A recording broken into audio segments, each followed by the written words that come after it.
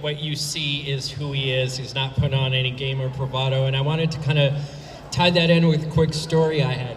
So I don't really follow sports. Like, I was a theater nerd. I didn't really do anything of that. But I found myself traveling the country for a long period of time. And at one point, I stopped and I sat down, and it was at a Hooters in Alabama.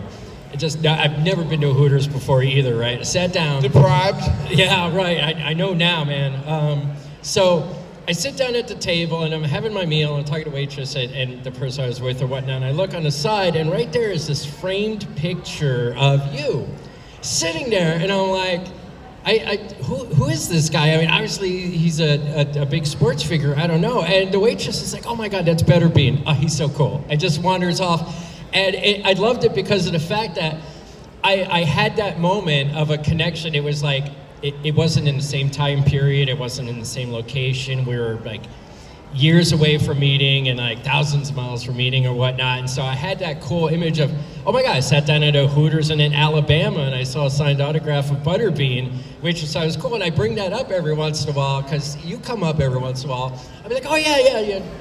Hooters. And the response is always the same. It's always, oh my God, he's so cool. And then like, that's it. So thank you for being that sort of sports figure or a celebrity where you're just nice and you're kind. And we need more of that, and thank you for doing that. I worked in a loan factory. Okay. So, I mean, I know what it is to work real hard for your money. And then I started entering tough man contests and knocking people out and getting paid to do that. And I'm like, you're not going to get a better job in the world. You get to beat somebody up. Just beat people up for You don't money. go to jail, and they pay you. And no hard feelings. I mean, it's not like a violent type thing. It's a sport. And it's so much fun. That's great. That's great. When did that start for you? The Tough Man competition? Oh, years ago. You don't want to talk about how long ago it was? It's my birthday, so that, It is his birthday, everyone, actually. Another year on getting older. Nice. Thank you so much for being with us on your birthday. But actually right now, because of DDP, I feel 20 years younger than I did 2 years ago. Yeah, let's talk about that. DDP, Diamond Dallas Page, big wrestler, you guys all heard about him. He's actually gotten very into rehabilitating a lot of the older sports figures because, to be honest, they weren't really taken care of back then. Everyone was abused, and they didn't have the medical coverage that they needed to. And DDP kind of stepped up and was like, no, we need to take care of these men and women. They have entertained us for so long, and they're not getting anything back. So, yeah, can we talk about him for a little bit? Well, what happened with Dallas, he just signed a multi-million-dollar contract with WWF back in the day and broke his back. And if you don't wrestle back in the day, you didn't get paid. Yeah. Like, once you sign a contract, that don't mean nothing. You got to actually perform to get your money. Nowadays, you sign a contract, you're guaranteed. So he started doing yoga with his wife, and he would ice and do yoga, and all the guys were like, what are you doing? And he was able to come back and actually wrestle after breaking his back 2 different times. And he decided then that he wanted to help other people that needed help. Yeah, I saw the documentary that he did, and they had Jake the Snake Roberts on it. And There's a guy named Arthur. Yeah. He's helped so many people that people don't even know about. He's working with Lex Luger right now. If you haven't seen my documentary, it's on YouTube called Butterbean's One More Fight. And how that come about is I was in a wheelchair for over 3 years, couldn't walk. Because when you're 350 pounds and you're running, all your cartilage, everything's gone from your hips. I mean, you don't have no hips. I mean, they're gone. Yeah. So I could barely walk. I was using a cane, a lot of pain. And I got injured at the airport. The guy jerked, I had to use a wheelchair. I was using a cane, but I used a wheelchair to get to one gate to the other, and the guy jerked out from underneath me. And I had to use a wheelchair for a while, and my bones grew together. So instead of like standing, I was at a seated position when I was standing up.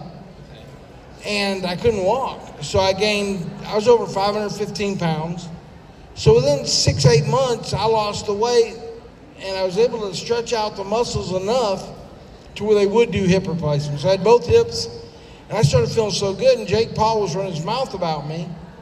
So I said, I want to fight him just to prove to people, if you believe in yourself, you can accomplish anything. I mean, I I had lost faith. I didn't believe that I could do what I could do back when I was fighting. I felt invincible. But I lost that faith when you can't walk.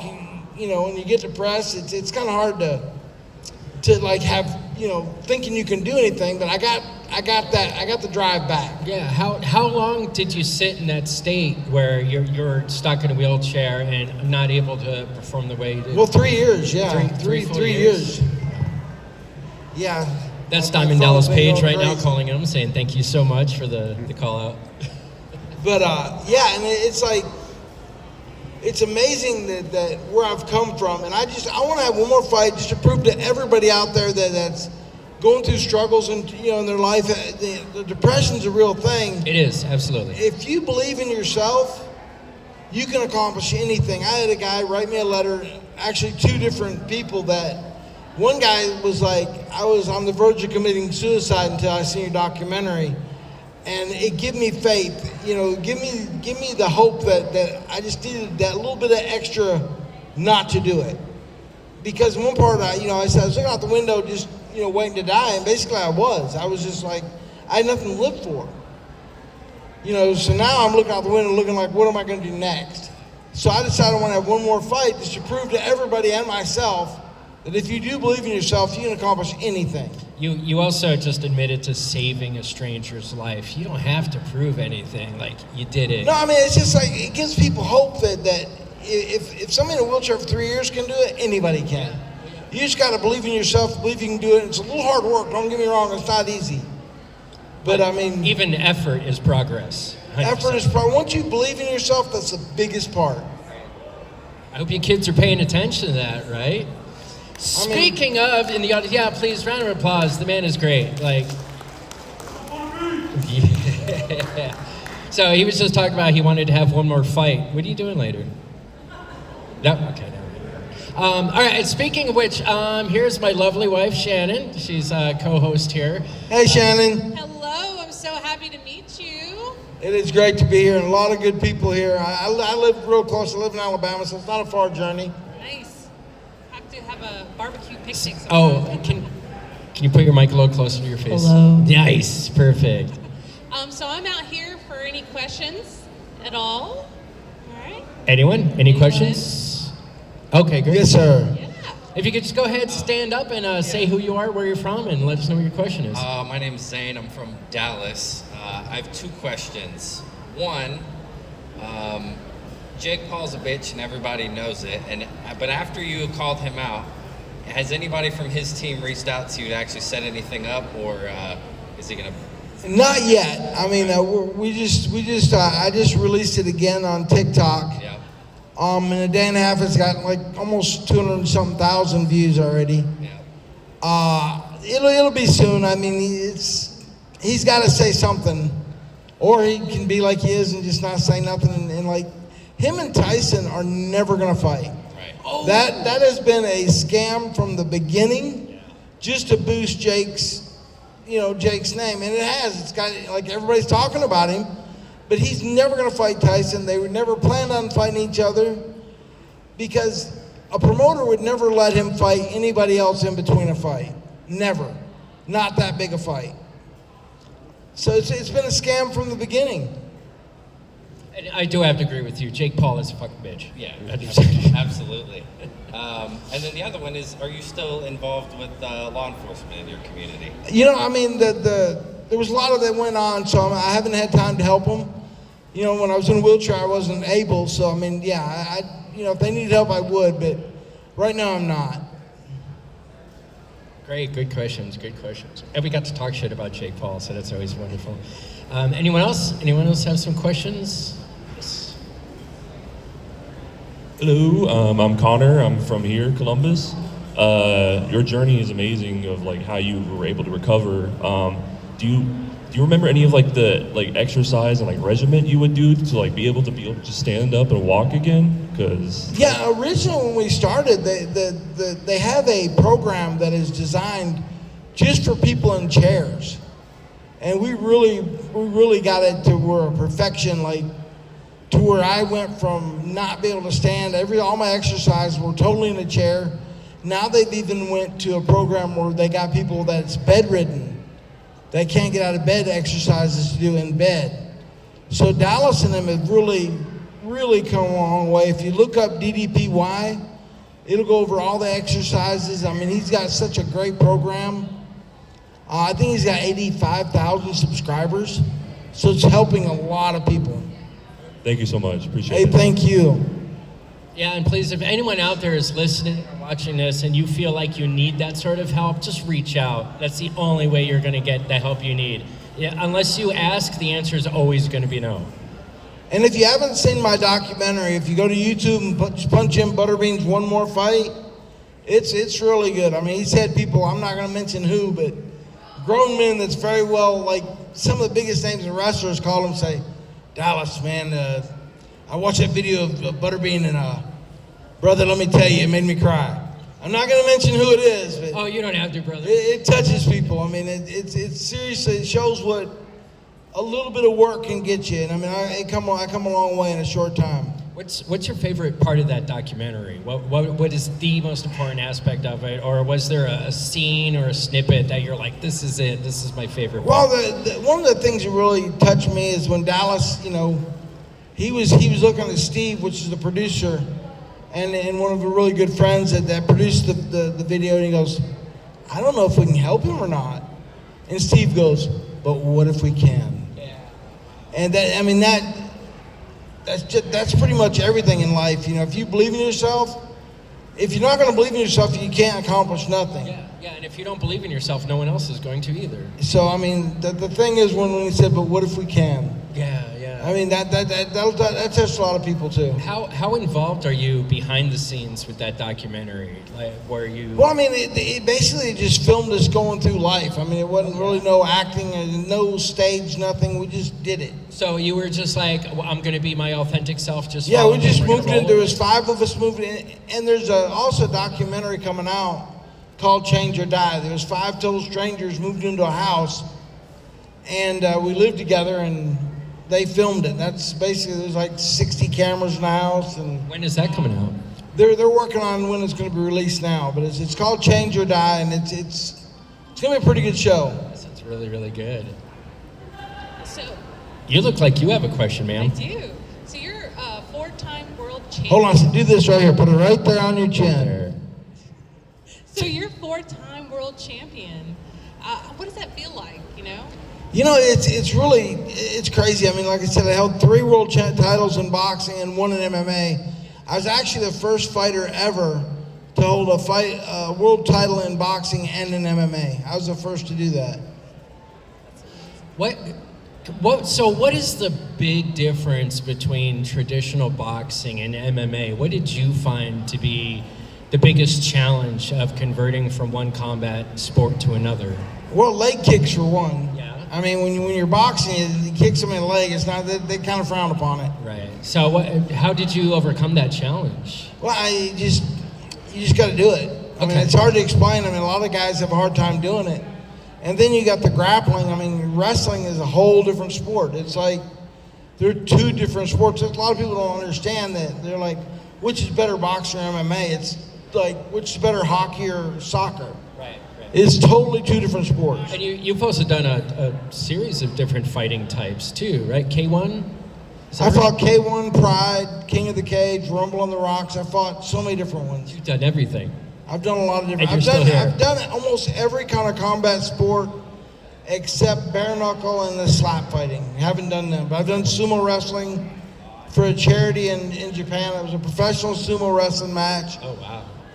Kickboxing, pro wrestling, pretty much done every kind of combat sport there is, except slapping, and I think that's insane. Yeah, I wouldn't do it. It'd knock the sonic rings right out of me. What? And so a lot I of people don't realize bare knuckle fighting, you can't hit as hard as you can if you have gloves on because you'll bust your hand. Yeah, you're gonna get hurt more than the others. So boxers actually hit harder than bare knuckle fighters. Out of all the combat sports, which one's your favorite? Probably boxing, but you know, K1 and when you go overseas, the MMA, the fans are so knowledgeable. When you got 85,000 screaming people in an arena, that's just kind of cool. Yeah, what's that like, being in an MMA fight overseas as opposed to being here Well, in America? in the U.S., 16,000 people is a big crowd. Okay. Over there, you'll get 80, 100,000. But you're so used to performing to such large audiences like that. Yeah, WrestleMania was a really big show. I mean, Okay. for U.S., I think there's 35, 40,000 people there. What is? Are you still like? Do you still watch WrestleMania, and do you keep tabs on? I watch WWE? WrestleMania a little bit, not a lot. I mean, I know so many of the guys that wrestle that become good friends, do a lot of shows, a lot of wrestling shows also. So I'm good friends with a lot of the guys. I don't really follow the whole storyline online. Okay, I was asking because I was curious as to how you've seen wrestling change from when it was to what it is now. I stopped watching wrestling back in the days of when Ricky the Dragon Steamboat went up against Macho Man Randy Savage. Right. I was a little kid. The good old, that's like when the wrestling old was school really good. stuff. Saturday was, and I was a kid and I was watching. I was a huge fan of Ricky the Dragon Steamboat, and then when Macho Man injured him. That was the day I went, I can't watch this anymore, because for me it was so real and so visceral. I had to walk away from it. So I've got this huge knowledge gap of wrestling that spans for decades. And I was just wondering if what's the big significant change between how it was then and how it is now? Well, the acrobatics and the actual the performance is so much more advanced than it was back then, but the hardcore stuff. I met Abdul the Butcher not long ago, and he's got, back in the day he used to cut himself with a fork. Oh yeah, the juicing thing where you just, yeah. And he has such a deep scar on his head, he can stick a fork in and it'll stay there. Oh my God. Wow. I mean, that's how dedicated they were back then. Yeah, They're nowhere near dedicated now as they were back then. They were serious. They lived it. Reflects back to the point where it's like these men broke themselves for our entertainment, and then when they were too broken to perform anymore, that was it. They were kind of tossed to the side. Yeah, and a lot of them. And at least now we're starting to find them and rehabilitate them and bring them back so they can enjoy the life DDP's they helped a earned. lot of them, let me tell you. Oh, And for we sure, have sure. we have a fan question too. We'd love. Yeah, sure. Go ahead, stand up, say your name, tell us where you're from, what your question is. Hello, I'm Sandra Adams from Columbus, Georgia. Big wrestling fan from Thank you. Front Avenue, with Fred Ward. And you mentioned DDP. Hey, do me a favor, hold the mic right here on your, almost put it on your chin. Yeah. That way we can hear you. And I saw his documentary on Dark Side of the Ring, and you mentioned your documentary. Are you going to go through, or was that with Dark Side of the Ring?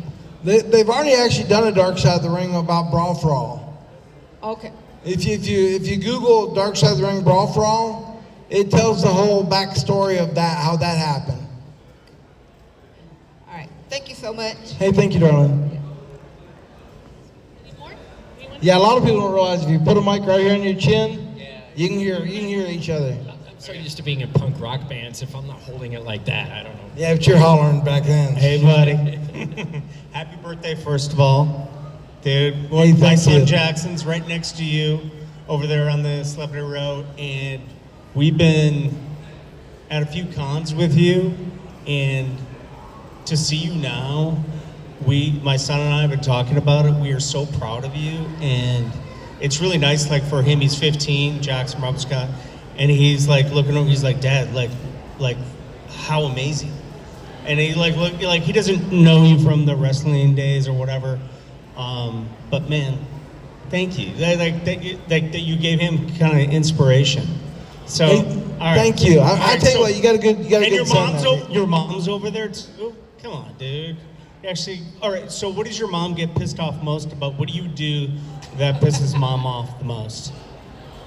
Like, we'll They do don't a take speed much. question with you. They don't take much. All right, so the suplex or the Greg Gagne sleeper hold, which one? Like, what's your favorite hold. I like the sleeper hold, to be Sleeper honest hold, with you. right? The There you original. go. The original, right? Okay. All right. So all right. What was your favorite knockout that you knocked somebody out, and your worst knockout that you don't remember and you were put to sleep? I fought a guy named Bart Gunn at WrestleMania 15, probably one of the more memorable, and I mean, I thought I killed the guy. And then there was a guy named Louis Monaco, and the story what happened with that, I've been away from home for about 3 months, and I wanted to get home. If I didn't knock him out by the second round, we were going to miss the red eye to get it home. It's going to be 3 days longer before we catch a flight. So I went out and just destroyed him, and then after I knocked him out viciously, he went on and knocked out Buster Douglas, which knocked out Tyson. Sure. He knocked out a guy named Kevin McBride, which knocked out Tyson. He went like 8 or 10 rounds with Klitschko. So, I mean, it's like, I'm like, damn, that was bad.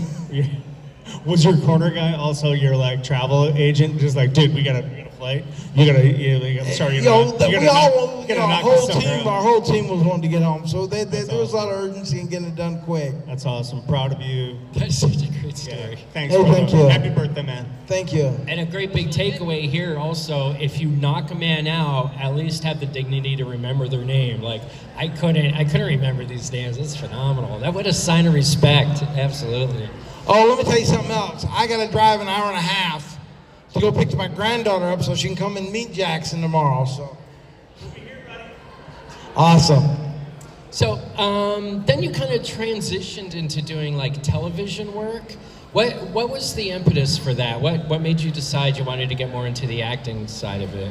Well, it just happened. I mean, they call, they want you to do it, and it's been a lot of fun. It's a lot of a hurry up and wait, though.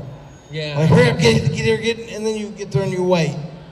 But it's a lot of fun. What was your favorite acting role so far out of everything? Well, most of the stuff that I've done acting-wise has been like real life stuff. Okay. Like I just done Moonshiners just not long ago. Just hanging out with my buddy Josh. That's great. But I done a movie with Carrot Top a long time ago. It was called Chairman of the Board. Oh, I remember that movie. Yeah. And What was that was like acting, and I had a lot of fun doing that. Great. What about Jackass? Can we talk about Jackass for a Yeah, minute? the whole acting thing, it's really not acting. They go, we really just want you to knock him out. I'm going, okay. I thought it was like a stage type. I don't know. They wanted me to knock him out. They go, it won't be funny if you don't hit him hard. So, I felt so bad. I had to hit him. I go, Johnny, hit me at least once. And I don't remember throwing the punch. So it was a pretty good one. Oh my God, that's great. What was it like working with those cats? Because they were seemed like they were wild and out of control, but it was like a controlled chaos where they knew what they were doing. They're really, Steve-O was a little wild, but I become really good friends with me and Johnny, Jeff Tremaine. Johnny and Jeff both come to my fight when I fought Larry Holmes. Matter of fact, we just done the Family Feud the last year's season for charity, and I was the only non-cast member invited. Oh, no kidding. Normal That's great. full-time cast member. I was like, what do you call it? Like a special guest on the show. Yeah, special guest. But I was the only non-cast member that was invited to do it. Man, that's great. Which that meant a lot. That meant a lot to me. Me and Johnny become really good friends. Anyone else? Any questions? I kind of freeze up. I'm not very good at follow-up questions because I get so into what you're talking about. I'm like, oh my God, what am I supposed to say next? Hey, guess what? I can do that now. I can never pick that up before. So it's kind of big to me. I'd like to know, how did you deal with these injuries? Like, how did you recover them? Did you have a process? Like, some sports will soak in an ice bathtub and all that kind of stuff. Did you have any kind of regimen or anything after you were injured? Oh, she's asking for your day-to-day regimen for recovering from your sports and combat injuries. Like, what was the process when you got out of the ring and worked your way back? Like, she was asked about ice baths and wraps and... Yeah, ice is it helps a lot with the swelling. You just got to recover after a big fight. It takes time. You don't feel no punches whatsoever when you're in the ring. But when you got on the plane going home and your eyes swollen shut, it's like, yeah, I feel it now. Matter of fact, I fought in Japan one time, And I took so many this before I knew how to check a leg kick. I took so many leg kicks, my legs swelled up so big, I couldn't get even shorts sweat. It was double the size it normally was. I had to stay in Japan like 3 days extra just before I could get on a plane. And then I had to get all kind of antibiotics because my leg got so big it started getting infected. So yeah, there's a lot. I mean, it's a dangerous sport. Yeah, people talk about how wrestling's fake. Wrestling's not fake. Those injuries are real. There's a lot that they know what's going on, but there's a lot to it. Yeah, I mean, the storylines. It's entertainment. Yeah, but it's a dangerous entertainment. Without a doubt. These are athletes that are getting broken on a regular basis. I've seen Mick Foley go 20 foot from the top of the ring to the floor. I mean, you can't fake that. The gravity's there. So, speaking of like Mick Foley and whatnot, who are your favorite wrestlers? Who are the guys that you saw that you enjoyed watching them perform? There's a lot of enjoyed watching, but like me and Mick's become really good friends. Me and Goldberg are really good friends. Me, Dallas, there's a lot of wrestlers that I've become really good friends with. Great. Are you? I know I asked this kind of earlier about if you're still watching or whatnot. Are there any upcoming entertainers that you're seeing that you're like, I want to watch this guy? This guy's got a good trajectory. I want to see him do something. There's so much about Logan. Like Jake's a tool. Don't get me wrong. Yeah. But Logan, wrestling-wise, he's really coming along. Okay. I'll be honest, nothing against him. I mean, Jake's different story. Don't care for him. Yeah. Logan, as a wrestler, is really coming. I mean, he's really talented. That's good. Right on. Anyone else? I did it again. I did that thing where I got sucked into what he was talking about. I'm like, I don't know what to say. And everybody, the Chucky on the bike, he's actually the real Chucky. He's alive. He is. Watch out for that knife. Now look, he's coming over here. So we talked about your documentary that's available on YouTube. And you talked about the other documentary you guys were filming about everyone living in the house. What other plans do you have? What's coming up next for you? Enjoying life right now. I mean, when I went to DDP's, the main thing was just to walk where I could be able to do stuff with the grandkids. My one granddaughter never see me walk. She run in the, when I come back, she see me. She run in the kitchen. She goes, Grandma, Papa can really walk. He's been faking. So, I mean, it's like, yeah, just enjoying life right now. I mean, it's just, when you're 515 pounds in a wheelchair for 3 years and you can't even go in the store to get a water. Yeah. So now, I mean, I'm just enjoying life. Yeah, good. You've deserved it. You've been through so much, and you've obviously shown that you have so much care and compassion for everyone else. I feel like you deserve that time to sit down with your laurels and just watch everything unfold behind you. You said you've got like grandkids. I got 10 grandkids. So you can watch them if you can make one person's day better, yeah, that goes a lot further, and karma will come back and bless you. Yeah. So that's the way I look at life. I mean, like, I had a kid come up to me at a show, and he's like, "Are you Butterbean?" I go, "Yeah." He goes, "Same one that knocked out Johnny Knoxville?"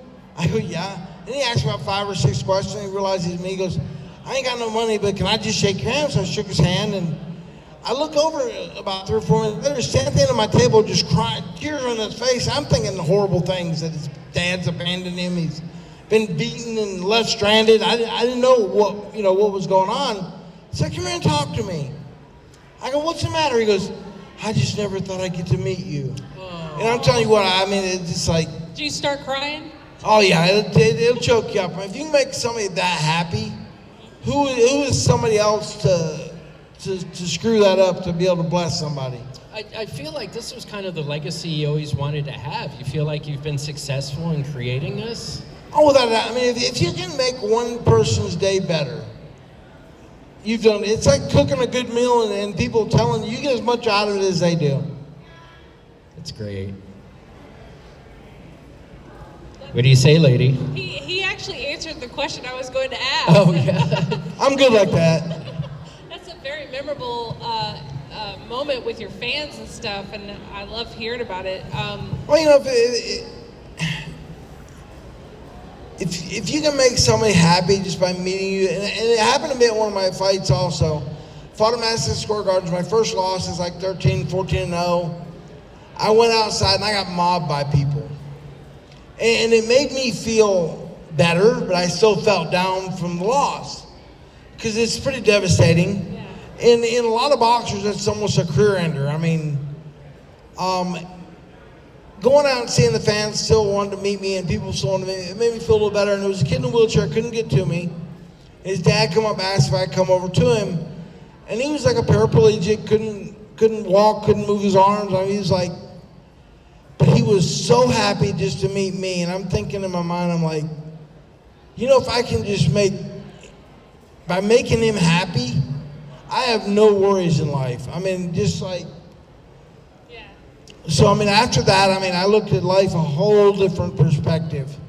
It's so nice that you're able to inspire so many younger people who want to get into sports, and you know, you're changing lives. That's such a wonderful, wonderful thing. What are some life lessons that you've learned over time? You know, like one life lesson, like I get a lot of kids that are even adults want like boxing advice. Yeah. And it's with life or anything. You go out and have fun. And if you don't enjoy doing it, don't do it. I mean, it's like, enjoy doing it. Like too many parents want to force their kid doing sports. If they're not enjoy doing it, they're not going to be good at it. Yeah. Go out and have fun with life, and that's the main thing. Your life is too short. And if you know somebody you care about them, even if they're not family, if they're just a good friend, make sure you tell them you love them. Make sure you let them know that you care about them, because life's too short. It can be over tomorrow. It could be over in like 10 minutes. Who knows? What are your future plans for both your personality and professionally? I didn't hear it. Oh, she was asking what your future plans for professionally. Well, like I said, we're working on one more fight. Hopefully in November, we're in some serious talks right now to 2 different promoters, one in Japan and one in the U.S. That's right, yeah. So hopefully one more fight, just like I said, to prove to myself, if anything else, that if you believe in yourself, you can accomplish anything. And I've come a long way. So, I mean, people saying, well, he can barely walk, he can't do it, but they haven't seen me lately. Yes. Well, I think we have time for one more question. Is there anybody in the audience that have one more question? Anyone? If you don't have a question, I'm going to make some up real quick. So, for your fans out there, what is the best way for them to follow what you're doing or to get in contact with you about the things that you're accomplishing? Well, I have a TikTok. It's under Butterbean. I have a blue check.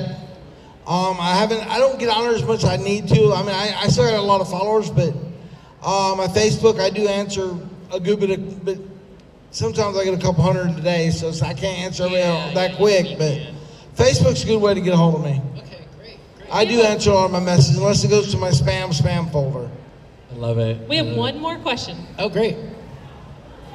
Are you familiar with the Wired magazine, like YouTube, where celebrities will get up there and let Google autocomplete ask questions? Have you seen I that? never heard of it. Oh my goodness.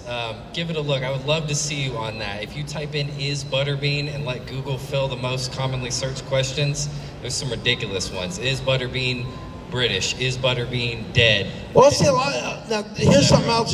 There's a video out there that supposedly it's me saying, he's asking, would you fight Butterbean in your prime? Would you fight Mike Tyson in your prime? And Tyson come up behind me. That wasn't me. It's some British dude.